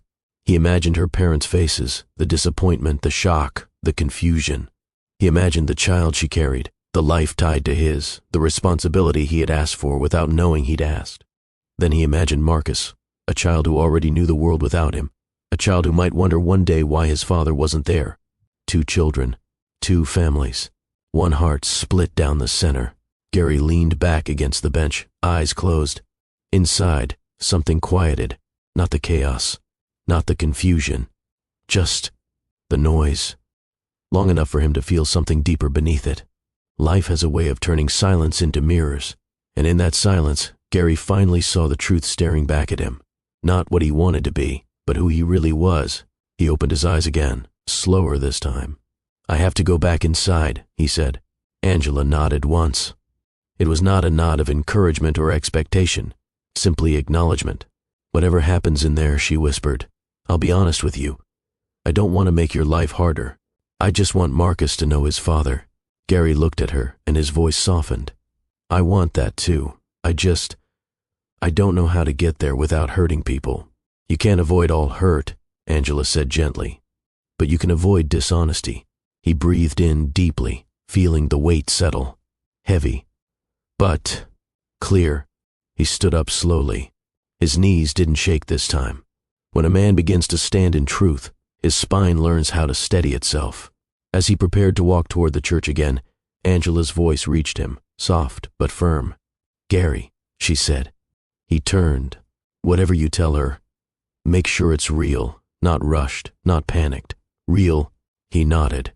And then, right before taking another step, the narrator returns with the mid-story CTA, placed naturally, warm and in tone. If you're still here, go ahead and tap that like button, because some moments don't just change the story, they change the man telling it. Gary inhaled once more, pulled the church door handle slowly, and stepped inside. The silence that greeted him was thick, expectant, waiting. Everything he planned was collapsing behind him. Everything he must face stood ahead. When Gary stepped back inside the church, the air felt different. Not colder, not warmer, just heavier, as though every breath carried a question. The organ had long gone silent. Guests sat stiffly in their pews, whispering behind curled fingers, glancing over shoulders, their expressions caught somewhere between concern and curiosity. His fiancée stood at the altar, bouquet trembling in her hands, her eyes wide with a mixture of fear and hope. The kind that asked, "Please tell me nothing's truly wrong." But something is, isn't it? The doors closed behind Gary with a soft, echoing thump. He felt the sound settle in his back like a final nudge. It's time. There are moments in life when a man must walk toward the truth, even if every step feels like it's breaking something he once prayed to keep. Gary took a slow breath and started forward. His shoes tapped against the marble aisle, steady, measured, intentional. But inside, he felt like a man carrying 2 futures in his chest, and neither one fit without something tearing. His fiancée's eyes followed him all the way, blinking fast, her breath catching. She whispered his name once, barely audible, but it cracked through the silence like glass. He didn't rush his steps. He couldn't. Some decisions require the dignity of slow movement, even when everything inside feels rushed. When he reached the altar, he turned gently to face the room, not lifting his hands, not asking for quiet. The room offered it to him on its own, as though every soul inside understood instinctively that whatever he was about to say would change the shape of this day forever. Gary swallowed. His voice came out soft at first, tired, honest. "I'm sorry," he said. "I need to speak." His fiancée took one unsure step closer. "Gary, what's going on? You disappeared without saying anything. You scared me." He closed his eyes for a moment, gathering strength. Then he looked at her, truly looked, and the ache in his chest deepened. She didn't deserve confusion. She didn't deserve pain. She didn't deserve to stand in front of a crowd, holding hope with shaking hands. "I didn't mean to frighten you," he said gently. I learned something outside, something I never expected, something that changes everything." The minister glanced between them but stayed silent. The guests froze. Gary's fiancée clutched her bouquet tighter. "What do you mean changes everything?" Her voice wavered, already bracing itself. He inhaled, then released it slowly, a breath carrying regret, apology, and clarity all at once. "I cannot marry today." The words didn't echo. They didn't need to. They landed heavy, firm, final. A collective gasp rose from the pews. His fiancée's knees softened as if the ground shifted under her. The bouquet dipped slightly, petals quivering like a small storm had swept through her hands. Gary's voice remained steady, though his throat felt bruised from trying not to break. "I care about you deeply," he continued, "more than I've ever been able to say out loud. And I would never want to hurt you. But right now, right here, I would be lying if I pretended I could stand at this altar and speak vows with a whole heart." She blinked, stunned. "Because you're unsure about us?" Gary shook his head slowly. "No, because life just became bigger than this moment." He wasn't defensive. He wasn't frantic. He was simply honest, in a way that made his eyes water. Sometimes the right choice is the one that hurts the most, not because love failed, but because truth finally spoke. He continued, "I learned something today that I didn't know, something that demands I take responsibility in a way I never have before. I was wrong in the past, I was absent, and that absence has consequences. I can't take vows today while carrying a truth I haven't even begun to face." His fiancée stepped back slightly, her breath trembling. "So this isn't about us?" Gary's voice softened. "It's about the man I need to become, before I can be anything to anyone." The room felt still, suspended, like the air itself was listening. His fiancée wiped a tear with the back of her hand. Her heartbreak wasn't loud, it wasn't dramatic, it was the quiet kind that made Gary want to shrink into himself. But she stood with dignity, even as her chest rose in uneven breaths. She whispered, "Is there someone else?" Gary hesitated, not wanting to wound her with misunderstanding. "There's a truth I learned today," he said gently. "A truth I should have known years ago, and it's my responsibility now. I can't pretend it isn't." He didn't expose Angela. He didn't mention Marcus. This moment belonged to honesty, not to details that required private conversations. His fiancée's lips trembled. The minister placed a steady hand on her shoulder, guiding her just enough so she wouldn't fall. Gary lowered his gaze briefly. "I'm sorry," he repeated. "Truly. I never wanted this day to end like this. Some endings are quiet, some endings are sharp, but the ending Gary chose today was the kind that makes room for healing, even if no one can feel it yet." He turned, slowly, with the same deliberate calm he'd walked in with. But now the aisle felt unforgiving, not because of judgment, but because every step carried the weight of someone else's pain. As he moved, the guests parted their expressions into hushed sympathy, shock, confusion, judgment, mercy, all mixed into one tapestry of human reaction. But Gary didn't look at them. He kept his eyes forward, toward the doors, toward the lights spilling in from the late Philadelphia afternoon, toward the truth waiting outside. Just before he reached the doors, he stopped. He turned back one last time, offering a respectful nod to the woman he had almost promised the rest of his life to. It wasn't closure, it wasn't comfort, but it was acknowledgement. And sometimes acknowledgement is the only kindness you can offer when the truth has already changed everything. Then, with a steadying breath, he pushed open the doors. Angela stood exactly where he left her, hands clasped, eyes searching his face gently. She didn't rush forward. She didn't assume anything. She just stood in the warm light, patient, steady, waiting for the moment where the world finally caught up with her truth and his. Gary stepped beside her. For the first time all day, his shoulders lowered, not in defeat, but in acceptance. Angela whispered, "You told her." Gary nodded. "Yes. And now?" He looked out at the city stretching beyond the church steps, The skyline, the noise in the distance, the possibilities and consequences tangled together. Now, he said softly, I stop running from the life I created. All of it. Some choices break the moment, but save the future. And sometimes a man becomes who he was meant to be, only after walking back down the aisle he was never meant to finish. The moment Gary stepped back from the altar, the church didn't breathe. It held its breath. Every stained glass window seemed to freeze in place. Every whisper swallowed itself. Every guest sat rigid on the wooden pews as if the room itself understood. Something sacred had shifted. Something that couldn't be undone. The minister lowered the small booklet of vows he had been holding, his eyes softening with a kind of quiet knowledge only older men carried, the kind that had seen weddings bloom into promises, but had also watched them fracture under the weight of truth. Gary's fiancée stood at the front of the aisle, bouquet trembling in her hands. Her face was open, vulnerable, confused, the kind of expression that breaks your heart because you know it was never built for pain. She blinked at him, as though hoping the moment might rewrite itself if she wished hard enough. But the moment didn't move backward. It stayed right where it was.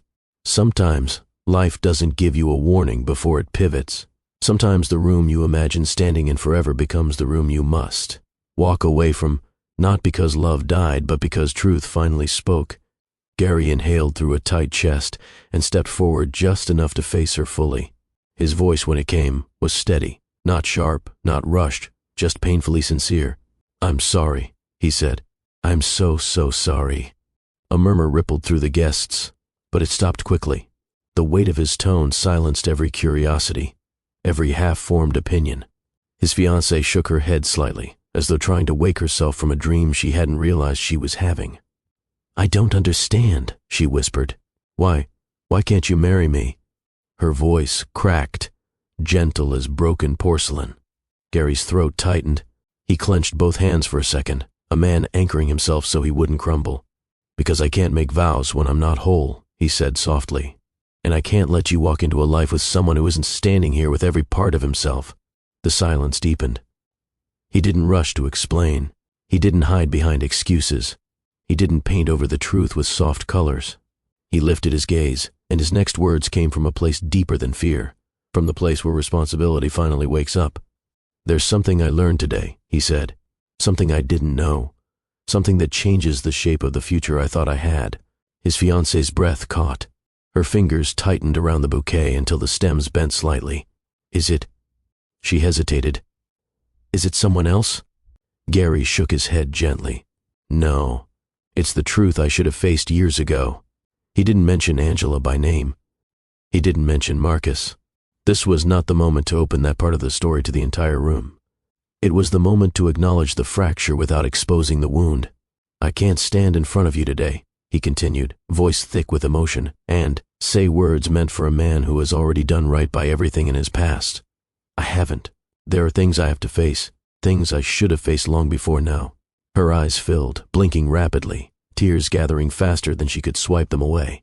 Promises aren't just lines spoken at an altar. They're bridges, and you can't build a bridge on unfinished ground. A single tear slipped down her cheek. She didn't sob. She didn't break loudly. She just stood there, steady but shaking, and that quiet heartbreak carried more weight than any outburst could have. Gary stepped one pace closer, not enough to close the space between them, but enough to honor her pain. I never meant to hurt you, he said. You deserved joy today. You deserved certainty.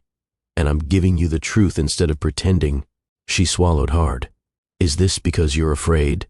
Gary's eyes flickered, a small, honest wince. Yes, he admitted, but not of marriage. I'm afraid of choosing the wrong moment to make a promise meant to last a lifetime. A guest in the second row exhaled shakily, wiping at his face.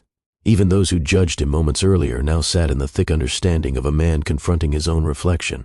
Fear isn't always cowardice. Sometimes it's conscience whispering, don't lie. Not today. The minister spoke gently for the first time, his voice low and guiding. Son, do you know the path you're choosing? Gary nodded. I do. And do you understand the cost of it? He did. But he also understood something else, something he'd never admitted aloud before today. I can't make a vow while standing on unfinished ground, he said quietly. I have a responsibility I didn't know existed, and I can't walk away from it again. The room shifted. People sat up straighter. Some leaned forward. They didn't know the story, but they felt the gravity behind the words. His fiancée pressed a hand to her heart, steadying herself. Her voice shook as she whispered, "So what happens to us now?" Gary's breath stuttered, but he kept his gaze steady. "You deserve someone who shows up with a whole heart," he said. "Someone ready to walk into forever without looking over his shoulder. I'm not that man today, and it wouldn't be fair to let you bind your life to someone still carrying unfinished truths." She closed her eyes for several seconds, long enough to gather whatever dignity she needed. When she opened them again, they were filled with hurt, but also something close to acceptance. "You should go," she whispered. Not in anger, not in spite, just heartbreak in its quietest form. Gary bowed his head slightly, the gesture carrying apology and gratitude and sorrow all at once. Then he turned toward the aisle. A man doesn't always walk away because he stopped loving. Sometimes he walks away because he finally understood what love requires. Each step felt heavier than the last, but his back didn't bend. He carried the weight with the steadiness of someone who had chosen truth over comfort. And when he reached the back of the church, he paused, not to second-guess himself, but to honor what he had just undone. Behind him, his fiancée lowered her bouquet, staring down as a single petal dropped onto the altar cloth, the softest kind of ending. Guests sat in stunned silence, not angry, not approving, just witnessing. Gary placed a hand on the wooden door. The late afternoon sun waited on the other side. So did Angela. So did the truth he had avoided for too long. He pushed the door open. A warm beam of sunlight spilled across his face, as though the world reminded him that endings and beginnings often arrive in the same breath. Promises aren't just broken in loud moments. Sometimes they break quietly, in the step a man takes when his heart finally admits it's time to choose a different road. Gary stepped forward, letting the heavy church door close behind him. The sunlight outside the church felt warmer than it had earlier, as if the world itself didn't know what had just happened behind those doors. It touched Gary's shoulders gently, almost kindly, in a way that made his breath shake. For a moment he just stood there, letting the afternoon brightness wash over him like a quiet reminder that life kept moving, even when hearts needed time to catch up. Angela remained at the base of the steps, exactly where she'd been when he first walked inside. Her posture was soft, cautious, not assuming anything but not withdrawing either. She looked up at him with eyes that carried both worry and patience, a complicated mix she had spent years learning to balance. When Gary stepped toward her, she straightened a little, bracing herself for whatever shape his face would take. Relief, regret, confusion. His expression held all three at once. Some moments don't give you victory or defeat, they give you release. And what a man does with that release tells the truth of who he is. Angela cleared her throat softly. "Are you all right?" It was a simple question, but one that felt heavy coming from the woman who had just revealed a truth that changed the trajectory of his life. Gary took a slow breath. "No, but I'm here." She nodded. She understood what here meant. Not fine, not fixed, not steady, just present. For the first time in years, he was present. They stood in silence for a moment that did not feel uncomfortable, just thick with everything unspoken. Gary finally sat on the stone rail by the steps, resting his elbows on his knees, the weight of the world still pressed on his back, but something about the open air made it feel shareable. Angela took a cautious seat beside him, leaving just enough space to respect the fragility of the moment. "I'm sorry," Gary said quietly. Angela turned to him slowly. "For what part?" He huffed a dry, self-aware laugh. "All of it. Today, back then, the way I left, the things I didn't see, the things I didn't ask. I thought I was doing the right thing for myself, but I didn't think about how that decision followed you." Angela folded her hands in her lap. "Gary, we were young, scared, life was hitting us from every angle. I wasn't perfect either." "That doesn't excuse me," he murmured. "No," she said softly, "but it explains you." Gary stared forward, watching sunlight flicker across the pavement. A few magnolia petals drifted down from the branches above, landing near his shoes. He watched one settle in a slow spiral before coming to rest. "Angela," he whispered, "you raised him alone." She nodded faintly. "I did. 8 years, Gary said, almost to himself. 8 years of birthday candles, school mornings, sleepless nights. And I wasn't there." A muscle in Angela's jaw tightened, not from anger, but from the ache of memory. "You didn't know," she said gently. "But I should have come back," he whispered. I should have faced the fear instead of letting it drive me away. Angela looked down at her hands. I waited for a while. I kept thinking you'd come through that door again.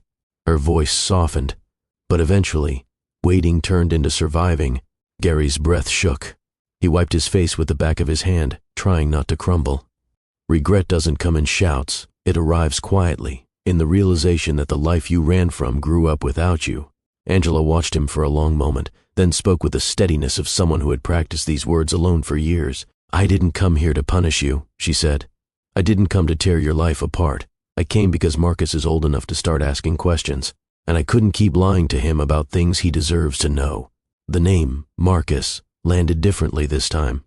Not like a shock, more like a responsibility settling exactly where it belonged. Gary nodded slowly. What's he like?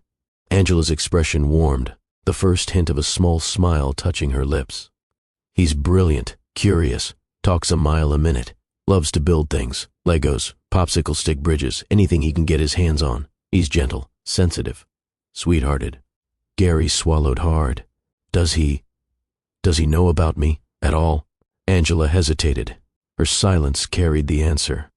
Gary looked down, guilt washing through him again. I didn't want to tell him half a story, Angela said. I wanted to wait until I could tell him the whole truth, not a piece, not a shadow. Gary nodded again, his jaw tight. I want to know him. I don't know how. I don't know what it's going to look like. But I want to. Angela exhaled softly, a breath she had been holding for years. Good. That matters. More than you realize. Another quiet moment passed. Gary leaned back slightly, letting sunlight rest across his face.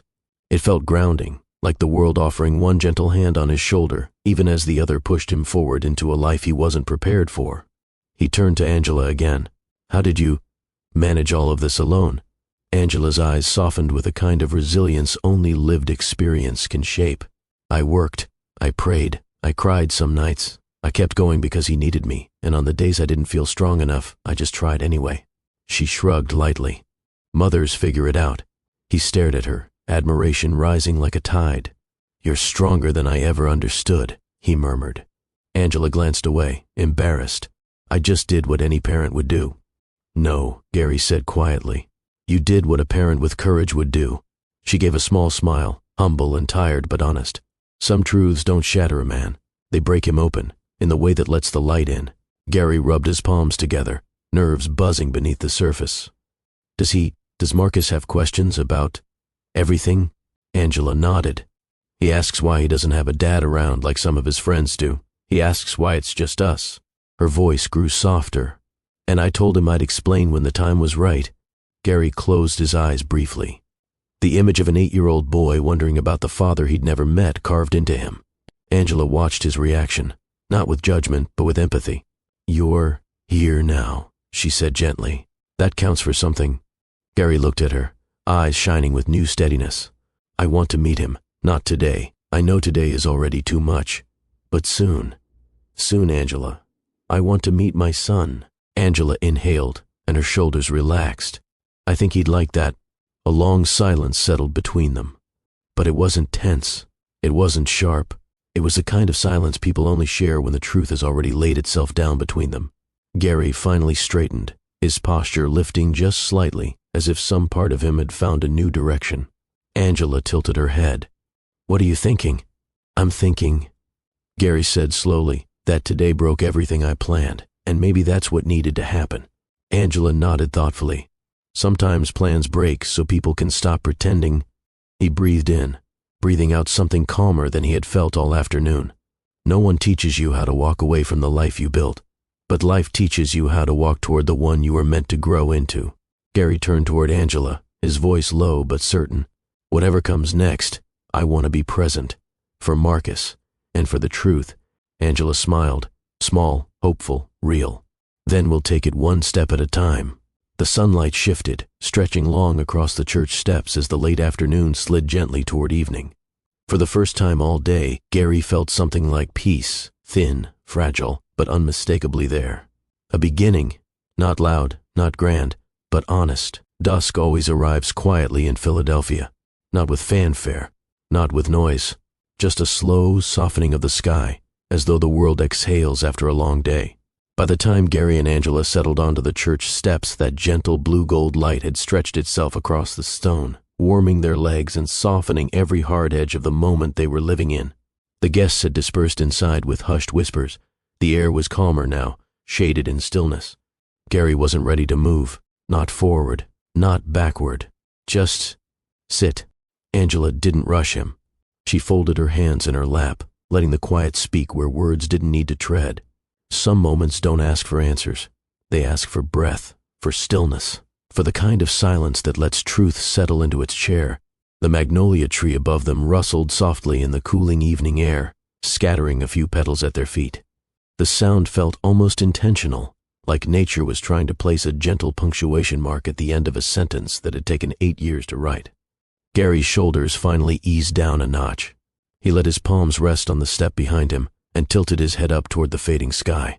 "I didn't imagine my day ending like this," he murmured. Angela gave a faint, understanding smile. "I don't think anyone did." He huffed a soft laugh, tired but real. "No, definitely not."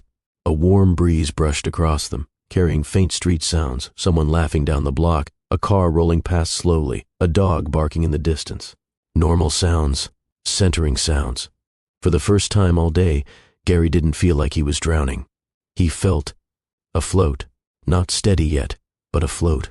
He turned toward Angela, studying the profile he remembered so well, the way the evening light caught the curve of her cheek, the calm strength in her posture, the years of resilience etched so subtly into her expression. He took a slow breath. "I need to ask you something," he said gently. Angela shifted slightly to face him. "Okay. When you showed up today, were you expecting anything from me, anything at all?" She shook her head immediately. "No, not marriage, not a reunion, not us." She paused, choosing each word with care.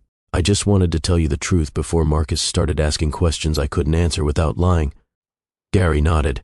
"I'm glad you came, even if—" Everything shattered. Angela sighed, not heavily, just honestly. "Sometimes things need to break so people can stop pretending they're whole."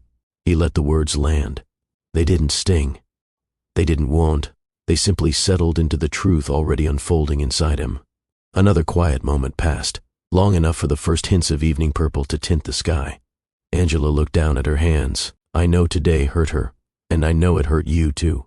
"It did," Gary admitted softly, "but it would have hurt worse to stand there and lie." Angela turned to him with eyes that held both empathy and history. "You did the brave thing, Gary, the hard thing. Not everyone chooses hard when easy is sitting right in front of them." He gave her a sad smile. "Easy wasn't real." "No," she agreed. "But what comes next can be—" Gary swallowed thickly, not from sadness, but from the weight of new beginnings brushing against him. "Do you think Marcus—" He paused, resetting. "Do you think he'll want to know me?"